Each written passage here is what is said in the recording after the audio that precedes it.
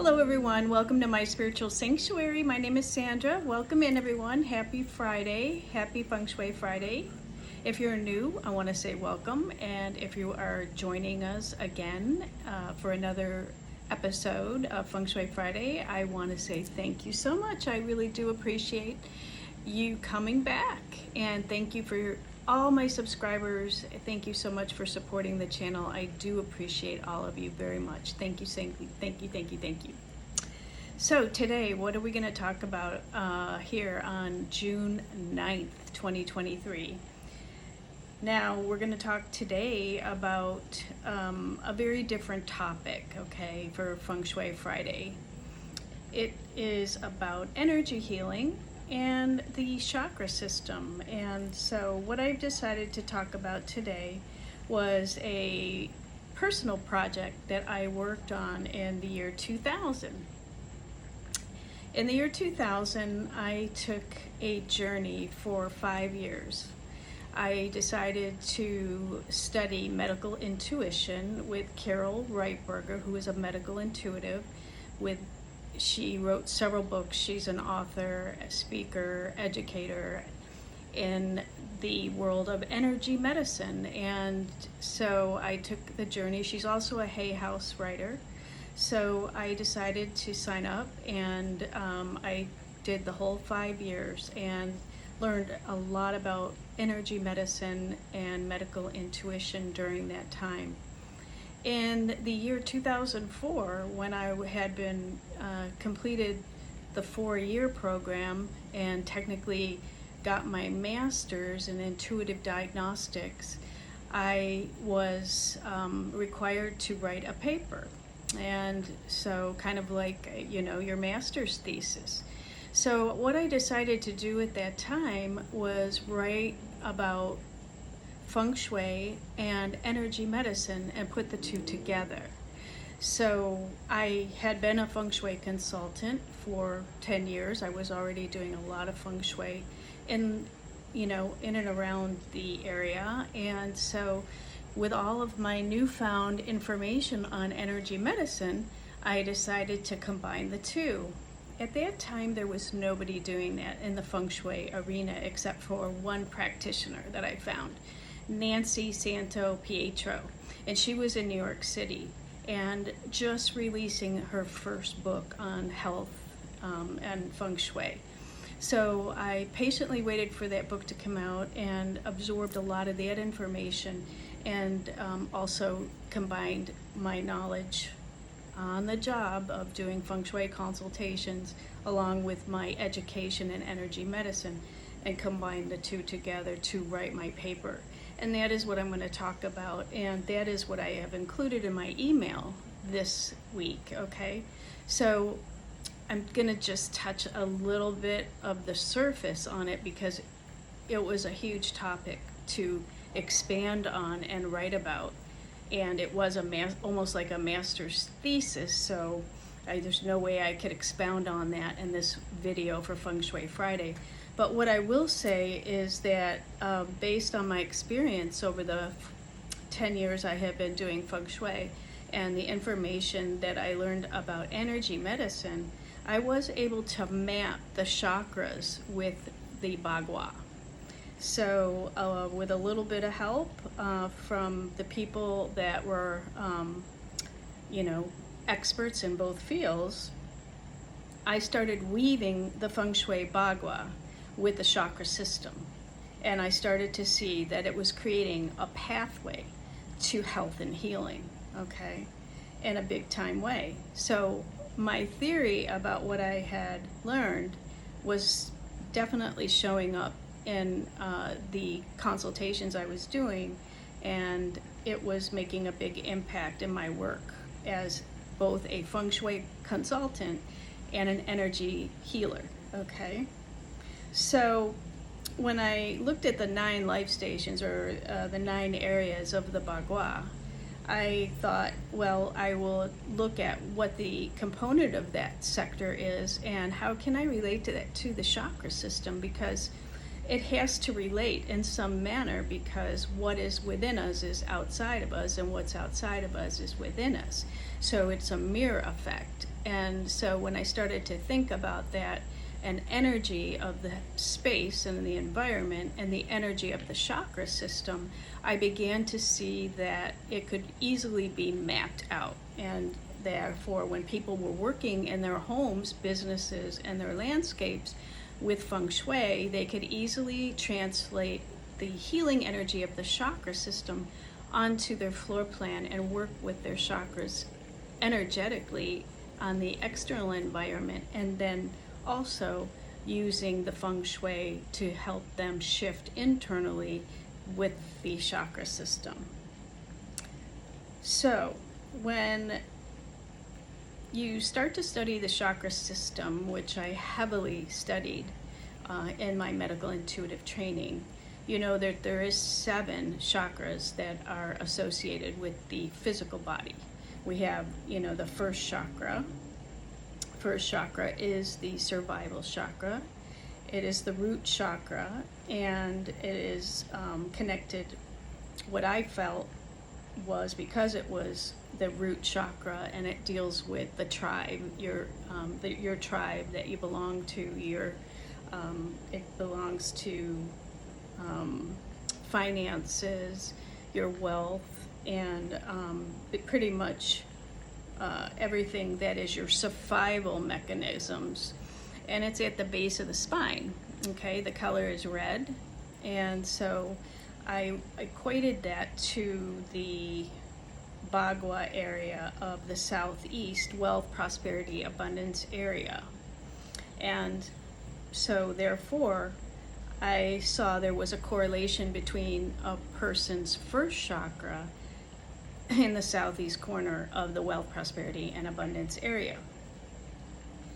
So there are other areas that connect, and other chakras that connect to that area as well. It's not just one-on-one. It is a whole system of different chakras and their related influence on that one chakra of the first chakra. And so I began to map the energetic connection. So in my newsletter, I have given those to you as a part of, my paper. So, if you want to sign up for the email newsletter, the link is below. Just click on it and you'll see what I'm talking about. It's a lot to do, to go into in detail, but I have expressed it a little bit in the newsletter, okay? So the first chakra is the wealth, prosperity, abundance area, which is the southeast. When I look at the second chakra, which is the chakra of relationships, emotions, the emotional components, I looked at it as being a part of the family and ancestors area within the east sector, okay?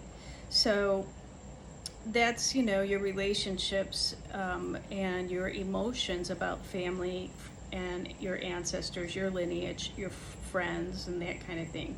So if somebody was having an energetic imbalance, I would look at their second chakra, and I would also look at the east area of their home, which was the family ancestors area, to see what is happening there and how we can adjust that. All right, so moving right along, the next area that I looked at on the third chakra, which is the personal power. Oh, okay, first let me back up. Now the second chakra is also right under the belly button, okay, as far as location goes, if you're not familiar, and the color is orange, okay. When we move up to the third chakra, which is the solar plexus, it's the personal power area. The personal power, our will and how we move through life. I mapped that to be the career and life path area in the north, okay? So your career and your life path there's a definite correlation between your will and your personal power. So, of course, there's other ones, energetic ones that I mapped out with it, but that was the main one that I equated to have the biggest effect if I was helping somebody deal with their career or life path. let's look at the third chakra as well to see where the blockage is in that area as well. The solar plexus is just under the breastbone, and the color there is yellow. Okay, when we move to the fourth chakra, which is the heart chakra,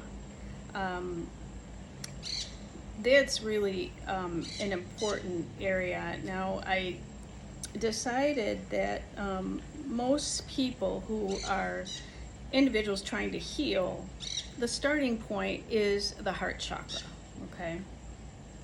So when we're starting to heal every aspect of our body, we start with our heart, the heart chakra.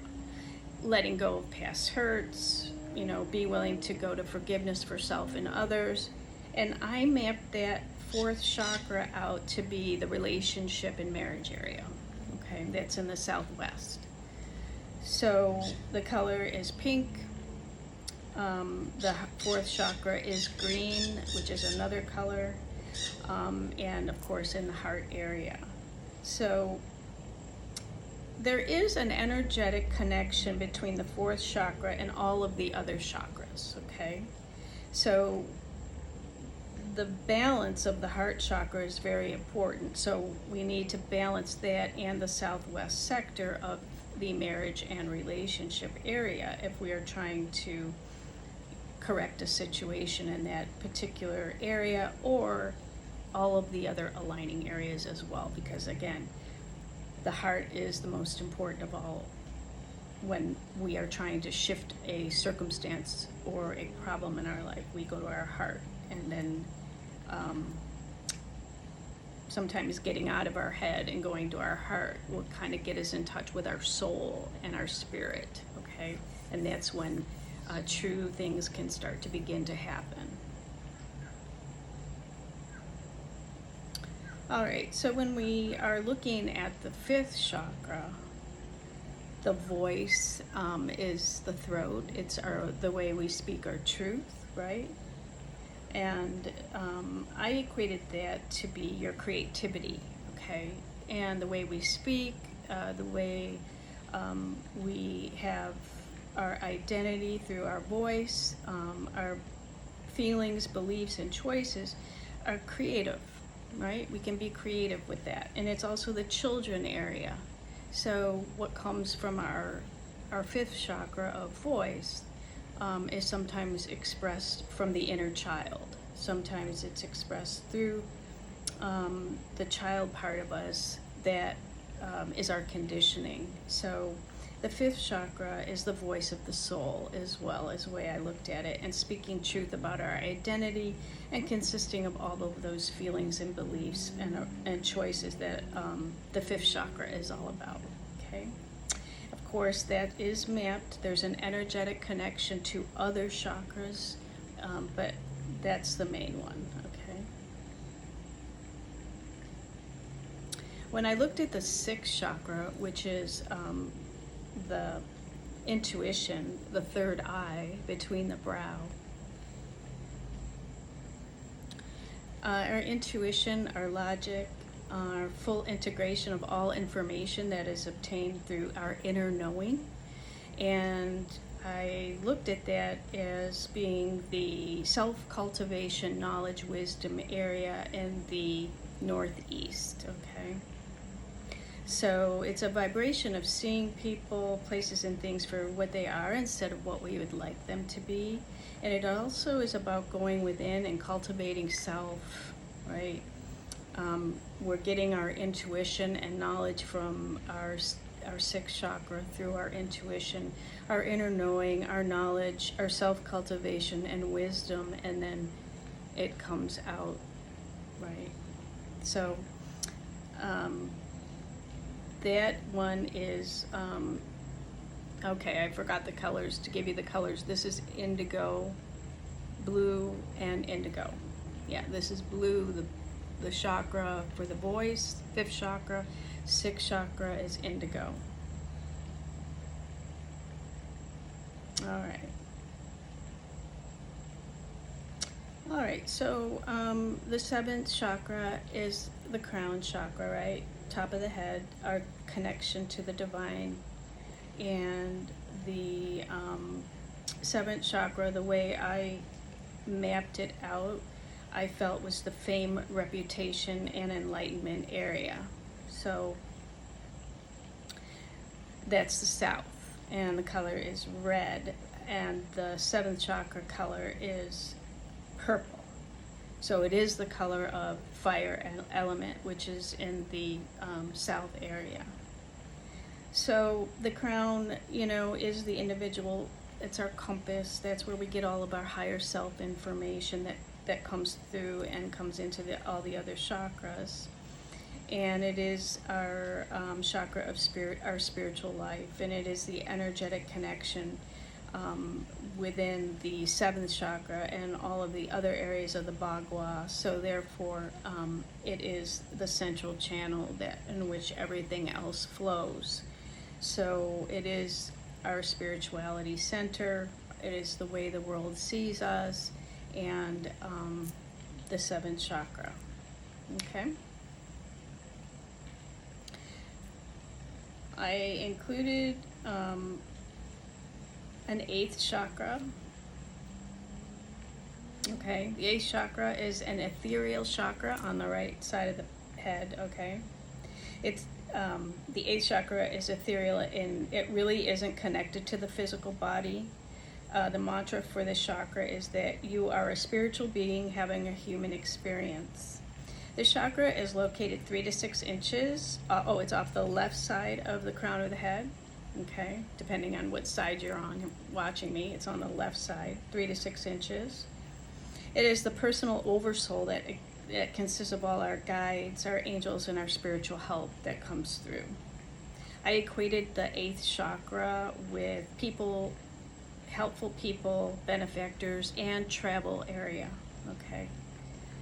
So those are the people that come in to help us in our life, right? Our guides, our spirit guides, our angels, our ancestors, and the divine. That's where the divine comes in. And it represents, travel, physical travel, astral travel, our dream travel. The color for the chakra is silver and magenta for the eighth chakra, and white, gray, and black for the helpful people travel area.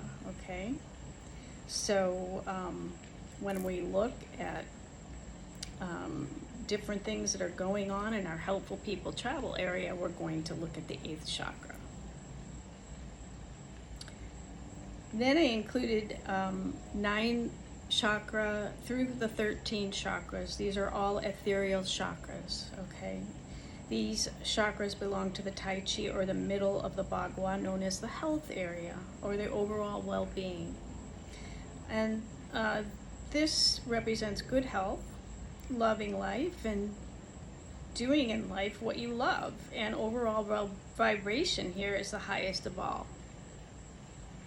Okay, and the more life force and chi operating within your Bagua, the better overall health and well-being of the individual. So this one is ethereal on the right side, and the ones for 9 through 13 are in our energy field, okay? So when we look at an illness imbalance, it implies that there are problems in other Bagua areas. However, what we need to do is look at also is what is going on in the aura, the energetic part of our being, our physical being. We are energy beings first, and then we are physical beings second. So that energetic field is 9 through 13 chakras, and those are the ethereal. Can't see those, okay? And they do connect to other parts of the Bagua.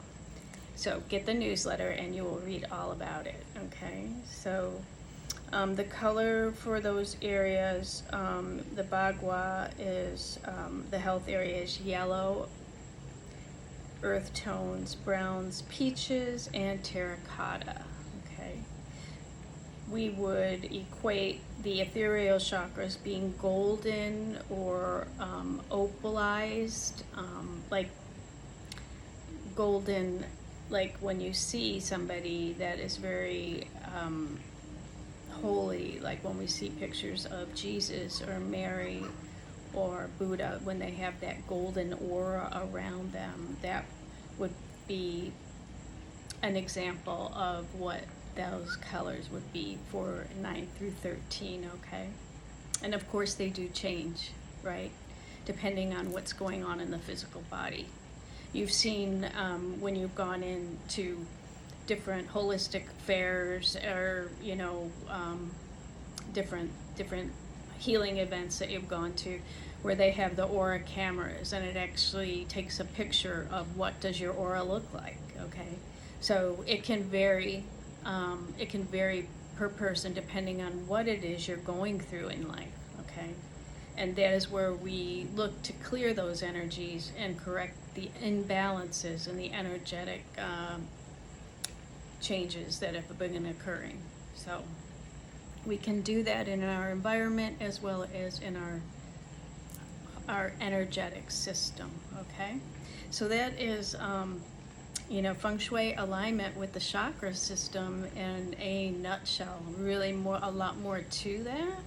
I will be doing more about that in the future, but for now, I'm just going to leave you with that. It feels like it's quite a bit of information for you, and I'm going to take time right now to pick an I Ching card for us for the week, as I always do. Okay, so let's see what we have today. Okay, Spirit, which one wants to come through for the... Oh.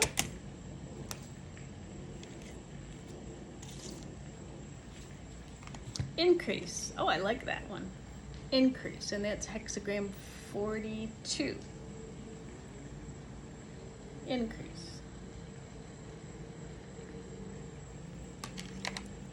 So that is wind over thunder. Things are getting better, but you must be very clever in what you do with the increase. Don't squander. Invest wisely in both time and people. Enjoy this time. Increase. So that means it's a time of abundance. Things are getting better. Things are increasing in your life. And that may be true for you, okay? But if it isn't true for you, just know that that is coming. So just keep the faith. You know, if things aren't going well now, just know that the cycle is up and down, up and down. So we have decrease and then we have increase. So, you know, when we're in increase, we are not in decrease. When we're in decrease, we're not in increase, but it is a cycle. And a cycle of life that we go up and down. So just know your increase is on its way as we move towards the summer solstice on the 21st, the day of light, the lightest day of the year, and things are beginning to get lighter and brighter for everyone as we move towards the 21st. Okay, and that would be Cancer season, so the 22nd, I believe.